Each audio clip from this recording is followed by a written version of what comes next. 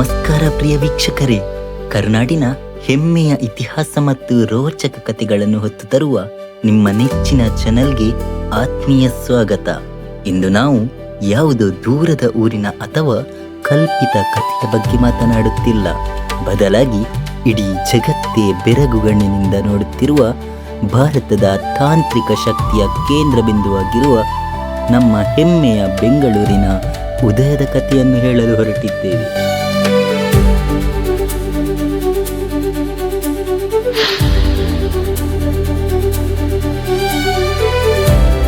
ಐನೂರು ವರ್ಷಗಳ ಹಿಂದೆ ಮಾಗಡಿಯ ಕಾಡುಗಳ ಮಧ್ಯೆ ಹಚ್ಚ ಹಸಿರಿನಿಂದ ಕೂಡಿದ್ದ ಒಂದು ಪುಟ್ಟ ಪ್ರದೇಶ ಇಂದು ಗಗನಚುಂಬಿ ಕಟ್ಟಡಗಳ ಮಹಾನಗರವಾಗಿ ಬೆಳೆದು ನಿಂತ ಪಯಣ ನಿಜಕ್ಕೂ ಒಂದು ಅದ್ಭುತ ಪವಾಡ.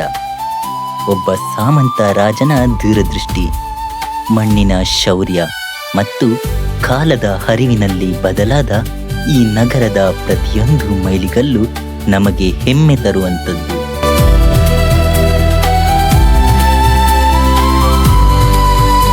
ಕೆಂಪೇಗೌಡರ ಕನಸಿನಿಂದ ಆರಂಭವಾಗಿ ಬ್ರಿಟಿಷರ ಆಳ್ವಿಕೆ ಸವಿಸಿ ಇಂದು ಜಾಗತಿಕ ಸಿಲಿಕಾನ್ ವ್ಯಾಲಿಯಲ್ಲಿ ಮಿಂಚುತ್ತಿರುವ ಈ ಬೆಂಗಳೂರಿನ ಸಮಗ್ರ ಇತಿಹಾಸವನ್ನು ಇಂದಿನ ಈ ವಿಶೇಷ ವಿಡಿಯೋದಲ್ಲಿ ನಾವು ಅನಾವರಣ ಮಾಡಲಿದ್ದೇವೆ.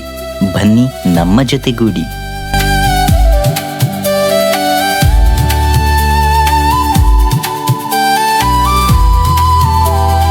500 ವರ್ಷಗಳ ಹಿಂದೆ ವಿಜಯನಗರ ಸಾಮ್ರಾಜ್ಯದ ವೈಭವದ ದಿನಗಳಲ್ಲಿ ಮಾಗಡಿಯ ಪ್ರಭುಗಳಾಗಿದ್ದ ಕೆಂಪೇಗೌಡರು ಒಂದು ದಿನ ಬೇಟೆಗಾಗಿ ಕಾಡಿಗೆ ತೆರಳಿದ್ದರು.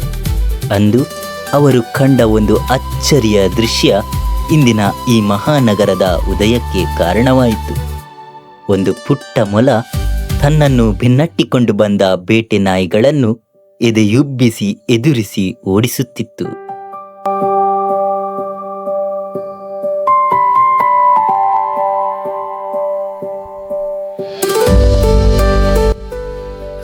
ಈ ಅಪ್ರತಿಮ ಧೈರ್ಯವನ್ನು ಕಂಡ ಗೌಡರಿಗೆ ಈ ಮಣ್ಣಿನಲ್ಲಿ ಏನೋ ಒಂದು ವಿಶೇಷ ಶಕ್ತಿ ಇದೆ ಎನಿಸಿತು. ಶೌರ್ಯದ ಸಂಕೇತವಾದ ಈ ಜಾಗದಲ್ಲೇ ಒಂದು ಭವ್ಯ ನಗರವನ್ನು ಕಟ್ಟಬೇಕೆಂದು ಅವರು ಅಂದೇ ಸಂಕಲ್ಪ ಮಾಡಿದರು. ಅವರ ಕನಸಿನ ಕೂಸಾಗಿ 1537ರಲ್ಲಿ ಬೆಂಗಳೂರು ಎಂಬ ಕೋಟೆ ನಗರಿ ಅಧಿಕೃತವಾಗಿ ಉದಯವಾಯಿತು.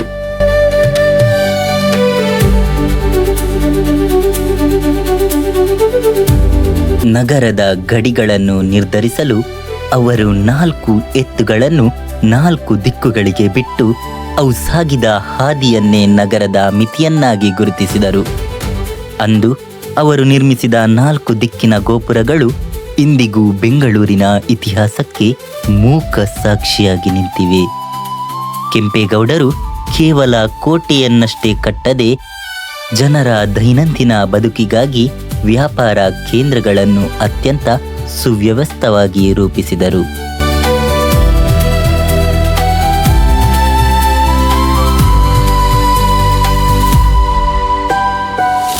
ಅಕ್ಕಿಪೇಟೆ, ರಾಗಿಪೇಟೆ, ಬಳೆಪೇಟೆ ಮತ್ತು ಕುಂಬಾರಪೇಟೆಗಳಂತಹ ವಿಶಿಷ್ಟ ಮಾರುಕಟ್ಟೆಗಳನ್ನು ಸೃಷ್ಟಿಸಿ ಪ್ರತಿಯೊಂದು ವೃತ್ತಿಗೂ ಗೌರವ ಮತ್ತು ಅವಕಾಶ ನೀಡಿದರು. ಎತ್ತರದ ಪ್ರದೇಶದಲ್ಲಿದ್ದ ಈ ಊರಿಗೆ ಮುಂದೊಂದು ದಿನ ನೀರಿನ ಸಮಸ್ಯೆ ಕಾಡಬಾರದೆಂದು ಅವರು ಧರ್ಮಾಂಬುದಿ ಮತ್ತು ಕೆಂಪಾಂಬುದಿಯಂತಹ 100 ಕೆರೆಗಳನ್ನು ನಿರ್ಮಿಸಿದರು. ಅವರ ಆಲೋಚನೆ ಎಷ್ಟು ವಿಶಾಲವಾಗಿತ್ತೆಂದರೆ ಶತಮಾನಗಳ ನಂತರವೂ ಈ ನಗರ ಬೆಳೆಯುತ್ತದೆ ಎಂಬ ನಂಬಿಕೆಯಿಂದಲೇ ಅಂದೇ ವಿಶಾಲವಾದ ರಸ್ತೆಗಳನ್ನು ವಿನ್ಯಾಸಗೊಳಿಸಿದ್ದರು. ಈ ಕಾಲಘಟ್ಟದಲ್ಲಿ ಬೆಂಗಳೂರು ಕೇವಲ ಒಂದು ಮಾರುಕಟ್ಟೆಯಾಗಿರದೆ ಸಾಂಸ್ಕೃತಿಕ ಬೇರುಗಳನ್ನು ಬಿಡಲು ಆರಂಭಿಸಿತು. ಕಾಲ ಉರುಳಿದಂತೆ ಬೆಂಗಳೂರು ಮೈಸೂರು ಒಡೆಯರ ಮತ್ತು ಸುಲ್ತಾನರ ಆಳ್ವಿಕೆಗೆ ಒಳಪಟ್ಟಿತು.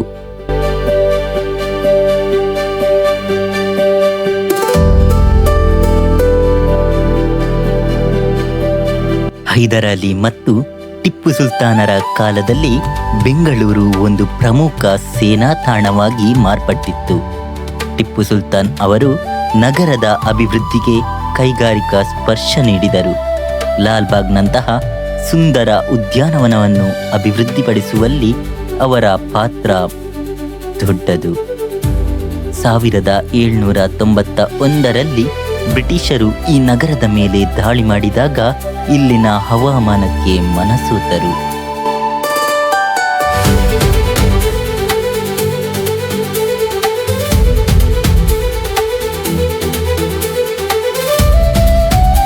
ಸಾವಿರದ 831ರಲ್ಲಿ ಬ್ರಿಟಿಷರು ಮೈಸೂರು ರಾಜ್ಯದ ಆಡಳಿತ ಕೇಂದ್ರವನ್ನು ಬೆಂಗಳೂರಿಗೆ ವರ್ಗಾಯಿಸಿದರು. ಇದು ನಗರದ ಇತಿಹಾಸದಲ್ಲಿ ಒಂದು ಪ್ರಮುಖ ಮೈಲಿಗಲ್ಲು. ಬ್ರಿಟಿಷರ ಆಗಮನದೊಂದಿಗೆ ನಗರದ ಹೊರವಲಯದಲ್ಲಿ ಕಂಟೋನ್ಮೆಂಟ್ ಪ್ರದೇಶ ಅಭಿವೃದ್ಧಿಗೊಂಡು ಬೆಂಗಳೂರು ಪಾಶ್ಚಾತ್ಯ ಶೈಲಿಯ ನಾಗರಿಕತೆಗೆ ತೆರೆದುಕೊಂಡಿತು. ನಗರದ ಆಧುನಿಕತೆಗೆ ಭದ್ರ ಬುನಾದಿ ಹಾಕಿದವರು ಸರ್ ಎಂ ವಿಶ್ವೇಶ್ವರಯ್ಯನವರು.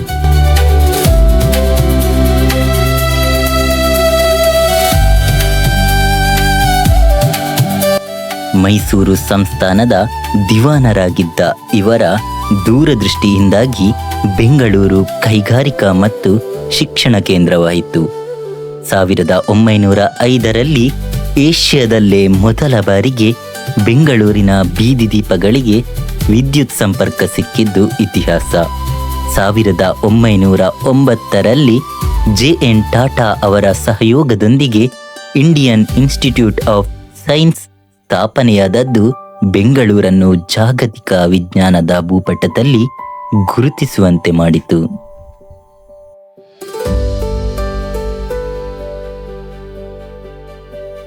ಸ್ವಾತಂತ್ರ್ಯಾನಂತರ ಕೆಂಗಲ್ ಹನುಮಂತಯ್ಯನವರಂತಹ ನಾಯಕರ ನೇತೃತ್ವದಲ್ಲಿ ಭವ್ಯವಾದ ವಿಧಾನಸೌಧ ನಿರ್ಮಾಣವಾಯಿತು. ಇದು ಕೇವಲ ಒಂದು ಕಟ್ಟಡವಲ್ಲ, ಕನ್ನಡಿಗರ ಆಡಳಿತಾತ್ಮಕ ಸ್ವಾಭಿಮಾನದ ಸಂಕೇತವಾಯಿತು. ಬೆಂಗಳೂರು ಇಂದು ಬೆಳೆದಿರುವುದು ಕೇವಲ ಸ್ಥಳೀಯರಿಂದ ಮಾತ್ರವಲ್ಲ, ಬದಲಾಗಿ ಕರ್ನಾಟಕದ ವಿವಿಧ ಭಾಗಗಳಿಂದ ಮತ್ತು ಭಾರತದ ಮೂಲೆ ಮೂಲೆಯಿಂದ ಬಂದ ವಿವಿಧ ಸಮುದಾಯಗಳ ಶ್ರಮದಿಂದ.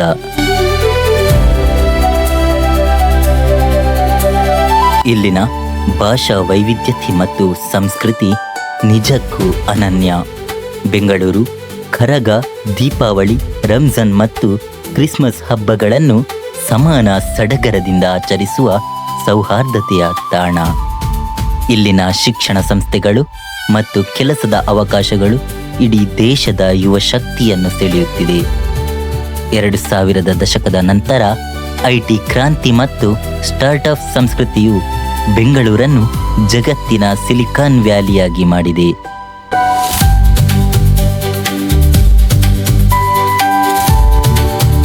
ಮೆಟ್ರೋ ರೈಲು ಯೋಜನೆಯಂತಹ ಆಧುನಿಕ ಸೌಲಭ್ಯಗಳು ನಗರದ ವೇಗವನ್ನು ಹೆಚ್ಚಿಸಿವೆ. ಇಂದು ನಾವು ಕಾಣುತ್ತಿರುವ ಬೆಂಗಳೂರು ಜಾಗತಿಕ ಮಟ್ಟದಲ್ಲಿ ಬೆಳಗುತ್ತಿರುವ ಮಹಾನಗರ. ಅಂದು ಕೆಂಪೇಗೌಡರು ಕಂಡ ಆ ಗಂಡು ಭೂಮಿಯ ಕನಸು ಇಂದು ಕೋಟ್ಯಾಂತರ ಜನರ ಬದುಕಿಗೆ ದಾರಿದೀಪವಾಗಿದೆ. ಆದರೆ ಇಷ್ಟೆಲ್ಲ ಬೆಳೆಯುತ್ತಿರುವಾಗ ಟ್ರಾಫಿಕ್ ಮಾಲಿನ್ಯ ಮತ್ತು ಕೆರೆಗಳ ರಕ್ಷಣೆಯಂತಹ ಸವಾಲುಗಳು ನಮ್ಮ ಮುಂದಿವೆ.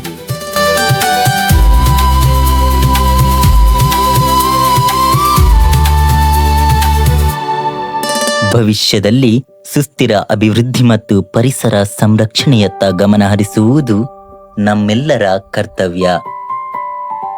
ಪ್ರಿಯ ವೀಕ್ಷಕರೇ, ಕೆಂಪೇಗೌಡರು ಅಂದು ಒಂದು ಪುಟ್ಟ ಮೊಲದ ಧೈರ್ಯವನ್ನು ಕಂಡು ಕಟ್ಟಿದ ಈ ನಗರ ಇಂದು ಜಗತ್ತನ್ನೇ ಆಳುವ ತಂತ್ರಜ್ಞಾನದ ಕೇಂದ್ರವಾಗಿ ಬೆಳೆದು ನಿಂತಿದೆ ಎಂದರೆ ಅದು ನಮ್ಮೆಲ್ಲರಿಗೂ ಹೆಮ್ಮೆಯ ವಿಷಯ. ಬೆಂಗಳೂರು ಕೇವಲ ಇಟ್ಟಿಗೆ ಮತ್ತು ಸಿಮೆಂಟ್ನ ಕಟ್ಟಡಗಳಲ್ಲ, ಅದು ಲಕ್ಷಾಂತರ ಜನರ ಕನಸುಗಳ ತಾಣ. ಒಂದು ಕಾಲದ ಗಂಡು ಭೂಮಿ, ನಂತರ ಗಾರ್ಡನ್ ಸಿಟಿ, ಇಂದು ಸಿಲಿಕಾನ್ ವ್ಯಾಲಿಯಾಗಿ ಪರಿವರ್ತನೆಗೊಂಡಿರುವ ಈ ಪಯಣ ನಮಗೆ ಕಲಿಸುವುದು ಒಂದೇ: ದೂರದೃಷ್ಟಿ ಮತ್ತು ಪರಿಶ್ರಮವಿದ್ದರೆ ಯಾವುದು ಅಸಾಧ್ಯವಲ್ಲ ಎಂಬ ಸತ್ಯವನ್ನು ನಮಗೆ ತಿಳಿಸಿಕೊಟ್ಟಿದೆ. ಈ ಮಹಾನಗರದ ಇತಿಹಾಸವನ್ನು ಅರಿತ ಮೇಲೆ ಮುಂದಿನ ತಲೆಮಾರಿಗೆ ಈ ನಗರದ ಪರಂಪರೆಯನ್ನು ಮತ್ತು ಪರಿಸರವನ್ನು ಉಳಿಸಿಕೊಡುವುದು ನಮ್ಮೆಲ್ಲರ ಜವಾಬ್ದಾರಿಯಾಗಿದೆ. ಇಂತಹ ಇನ್ನಷ್ಟು ಕುತೂಹಲಕಾರಿ ವಿಷಯಗಳೊಂದಿಗೆ ನಾವು ಮತ್ತೆ ಭೇಟಿಯಾಗೋಣ. ಈ ವಿಡಿಯೋ ನಿಮಗೆ ಇಷ್ಟವಾದರೆ ಲೈಕ್ ಮಾಡಿ, ಶೇರ್ ಮಾಡಿ ಮತ್ತು ನಮ್ಮ ಚಾನಲನ್ನು ಸಬ್ಸ್ಕ್ರೈಬ್ ಮಾಡೋದನ್ನು ಮರೆಯಬೇಡಿ. ನಿಮ್ಮ ಬೆಂಬಲ ಹೀಗೆ ಇರಲಿ. ಧನ್ಯವಾದಗಳು.